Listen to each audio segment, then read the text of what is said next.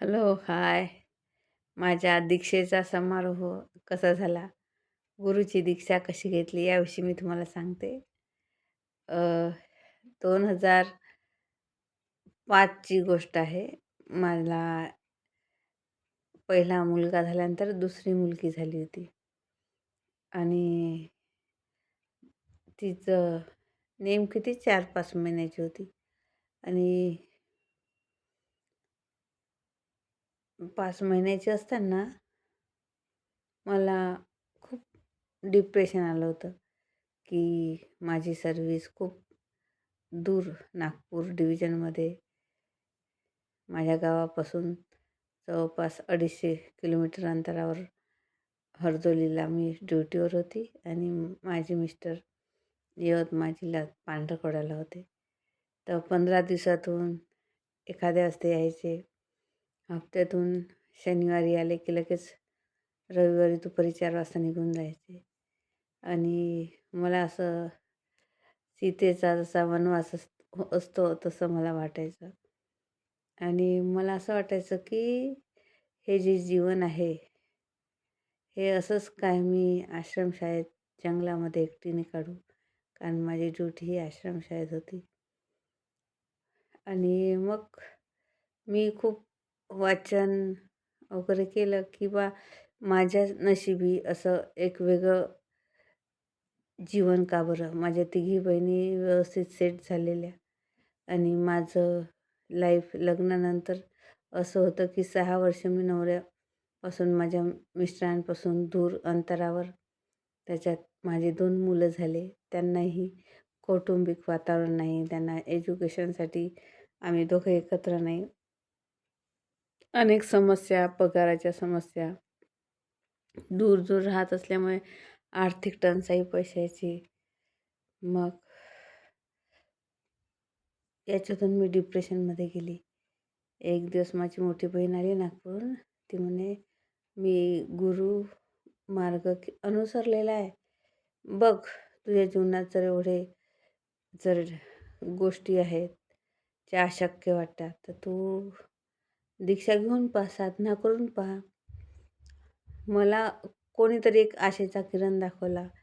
याच एका दृढ संकल्पाने माझ्या जीवनामध्ये मला माझे मिस्टर 2,000 द्यायचे त्यावेळेस. मीच ते 2,000 पूर्णपणे खर्च केले दीक्षेला. ते 2,000 कसे होते, की मी माझ्या सर्व्हिसचं गाव होतं गणेशपुरी. गणेशपुरी गणेशपूरच होतं ते. गणेशपूर तर हरदोलीवरून मग दुधाळा फाट्यावरून कोंढाईला यायचं 7 किलोमीटर अंतरावर. कोंढाई ते नागपूर 45 किलोमीटर. आणि मग नागपूरला आल्यानंतर आम्ही चंद्रपूरला आलो. चंद्रपूरहून राजुरीला आलो आणि सोबत माझा मुलगा, मुलगी, त्याच दिवशी माझी छोटी बहीण रजनी आणि आई. आम्ही सगळ्यांनी मिळून दीक्षा घेतली. आणि हा समारंभ आटोपला. दीक्षा घेऊन मी घरी आली. साधना सुरू झाली. पण त्या दीक्षेच्या दिवशी जो प्रसंग घडला तो मी तुम्हाला सांगते. या घटनेचे साक्षीदार मी आणि माझी आईच आहे. त्याच्यामुळे हा खूप अस्मरणीय प्रसंग आहे. मे महिन्याचे दिवस होते. एप्रिल-मे महिन्याचे आणि खूप कडक उन्हाळा होता. भर 12 वाजता गुरुदेवाच्या दीक्षेचा कार्यक्रम झाल्यानंतर महाप्रसादाचा कार्यक्रम सुरू झाला होता. आणि गरम-गरम वरण-भात असं वाढण्यात आला होता प्रसाद आणि सगळे खात होते. आणि पायात जर चपला नसेल तर असे चटकं बसत होतं, इतकं ते ऊन होतं.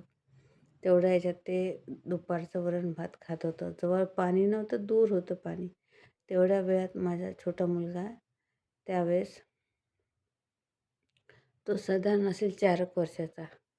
अचानक काही नॉर्मल मुलगा असताना अचानक तो असा लाळ गाळायला लागला आणि असा एकदम असा विचित्र रूपात जसं एखाद्या अवलियाच्या रूपात एकदम मला जाणवला आणि मला काही समजलंच नाही काय होत आहे तर.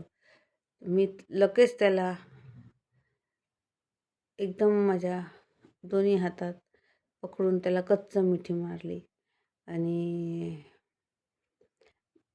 माझ्या जवळ ती बहीण होती तिला पाणी आणायला लावलं. 5 मिनिटात पाहिलं की माझा मुलगा नॉर्मल व्यवस्थित झाला होता. पण त्याला जे मी पाहिलं, त्याचं ते रूप अनुभवलं, त्याच्याने मी मुळापासून हलली होती. कारण काही कारण नसताना त्याच्यामध्ये इतका काही वेगळा असा बदल मी पाहिला, तो मी आजपर्यंत विसरलेली नाही. तो क्षण माझ्या जीवनामध्ये असा थरकाप सोडणारा होता आणि मला जो दृष्टांत त्याच्यापासून मिळाला तो असा, की ते जे रूप होतं, ते मी कधी न विसरणार होतं आणि सांगायचं तात्पर्य, की त्यावेळेस मी डगमगली नाही. मी दवाखान्यात गेली नाही. पण माझ्यामधल्या त्या एका मिठीने, माझ्यामधल्या एका त्या हकनी त्याच्यामध्ये किती सकारात्मकता बदल झाला हे मला कळलं. आणि तिथून मग मी जेव्हा घरी आली, तेव्हा माझी मुलगी 4-5 महिन्याची होती. माझी सासू तेव्हा माझ्याजवळ राहायची. माझी सासू, माझी मुलगी आणि मुलगा असं आम्ही माझ्याजवळ राहायचो. माझा मुलगा कधी-कधी यायचा. तो त्याला कॉन्व्हेंटमध्ये टाकलं होतं पांढरकवड्याला 200 किलोमीटर अंतरावर. आणि जेव्हा माझा प्रवास सुरू झाला साधन मार्गाचा, तर साधना अशी होती ती, की सकाळ संध्याकाळ रोज 2 टाईम अंघोळ करून पहाटे 3 वाजता उठून साधना करायची. डोळे मिटून सहज आसनात बसून पहाटे 3 ते 6 नंतर गुरुगीता वाचन करायची. मग दिवसभर शाळा आणि संध्याकाळी शिवमहिमा करायचा होता आणि थोडा वेळ साधना. 5:45ची आरती आणि शिवमहिमा. असं 45 दिवस कठोर साधना होती ती आणि ती मी अखंड साधना इतकी मन लावून केली. पहाटे 3 वाजता जेव्हा मी उठायची, तेव्हा माझी सासू तिला पाळण्यात टाकायची आणि माझी साधना होईपर्यंत त्या पाळण्याला हलवत राहायची. पण तुम्हाला सांगते, ती जी साधना केल्यानंतर माझा जो अनुभव आहे, तो असा अनुभव होता, की माझी बदली झाली. आम्ही दोघं एकत्र आलो. आमचं कुटुंब एकत्र आलं. माझ्या घराजवळचीच बोटुनी शाळा, आश्रमशाळा मला मिळाली. तिथून मी जाणे-येणं करायला लागली. माझी मुलं एकत्र आले. आम्ही स्वतंत्र घरात आलो आणि मग एक सुंदर असं वातावरण आमच्या घरात निर्माण झालं. पैशाची जी आम्हाला आर्थिक तंगी होती ती कमी होत गेली आणि नंतर मग मी मागे पलटून कधी पाहिलं नाही. मग मी अखंड गुरुकार्य केलं. माझ्या घरी मी सेंटर तयार केलं. जवळपासच्या गावागावात जाऊन प्रचार प्रसार करून जवळपास या पूर्ण एरियामध्ये 5,000 लोकांना या मार्गात आणण्यासाठी प्रभावित केलं. माझा एकच संकल्प होता, की माझ्या जीवनामध्ये जे मी दुःख भोगलो, जो एकाकीपणा काढला, तो पुन्हा कोणाच्या जीवनात असा येऊ नये. कारण मनुष्य हा समाजशील प्राणी आहे. एकाकी एकटा राहू शकत नाही. त्याला सहवासाची गरज असते. आणि पण मग माझ्या असंही लक्षात आलं, मी जो एकांतवास 6 वर्ष काढला, तो ईश्वराने खास मला घडवण्यासाठी तो एक वेळ होता.